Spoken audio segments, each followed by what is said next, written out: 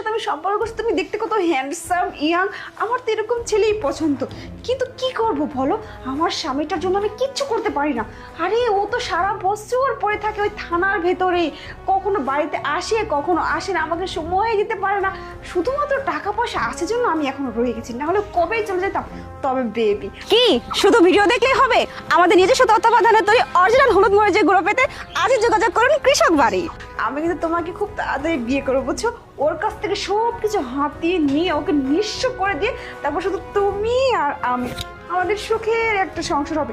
এই জন্য তো দেখো না, এরকম নাটক করে ওর কাছ থেকে মোটা অঙ্কের ক্যাশ টাকা হাতিয়ে নিচ্ছি, ও কিছু ধরতেও পারতেছে না। ও তো একটা পাগল, ওর মাথায় কোনো বুদ্ধি নেই।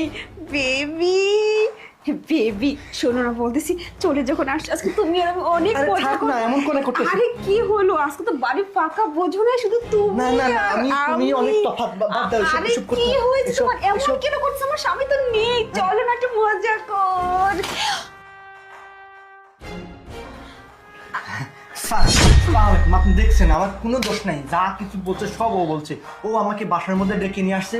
ও যদি আমাকে বাসার মধ্যে ডেকে নিয়ে আসে, না হলে আমার মতো একটা সুসার কোনো সাহসই নাই এই পুলিশ অফিসারের বাড়ির মধ্যে ঢুকা। স্যার আমি বিশ্বাস করেন স্যার, আপনি মহান ব্যক্তি স্যার। চুপ করবি, চুপ কর। তুমি এগুলো কি বলতেছো? তুমি তুমি আমাকে ভালোবাসো না? তুমি সব কিসের ভালোবাসা? মানেটা কি? আমার বড় আরে তুমি বুঝতে পারছো না কেন? ওর ভালোবাসা সাগরে যদি ডুবেও থাকে না, এই মুহূর্তে শুকিয়ে গেছে সাগর। ও যা দেখেছে না, দেখার পরে ওর সাগর শুকিয়ে গেছে। এখন ভালোবাসার বিন্দু মাত্র কোনো জায়গা ওর মধ্যে অবস্থান করছে না। কারণ আমি ডিউটিতে যাইনি, আমি ওখানে দাঁড়িয়েছিলাম। আর এই যে চাদর দিয়ে পেঁচিয়ে তোমার সামনে বসেছিল, যেন তুমি শয্যাগত অবস্থায় শুয়ে আছো এরকম বোঝায়।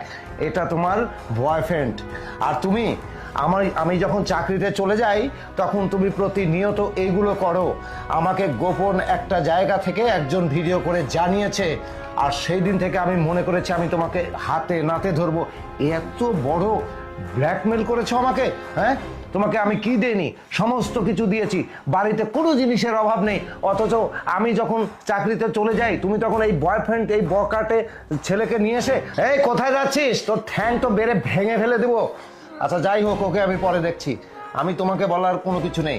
আরে স্বামীর টাকা তো তুমি এমনিই পাচ্ছ, কিন্তু অথচ তুমি নিজে অসুস্থ সেজে তোমার মাথায় ব্যান্ডেজ ট্যান্ডেজ লাগিয়ে টাকা পয়সা হাতিয়ে নেওয়ার চেষ্টা। না শোনো, আমি এত কোনো কথা শুনবো না। আমি তোমাকে আজকে এই মুহূর্তে আমি বলছি, তুমি বাড়ি থেকে বের হয়ে যাও। আমি একাই থাকবো, তোমার মতো মেয়ের সঙ্গে আমি থাকবো না। যাও, বের হয়ে যাও।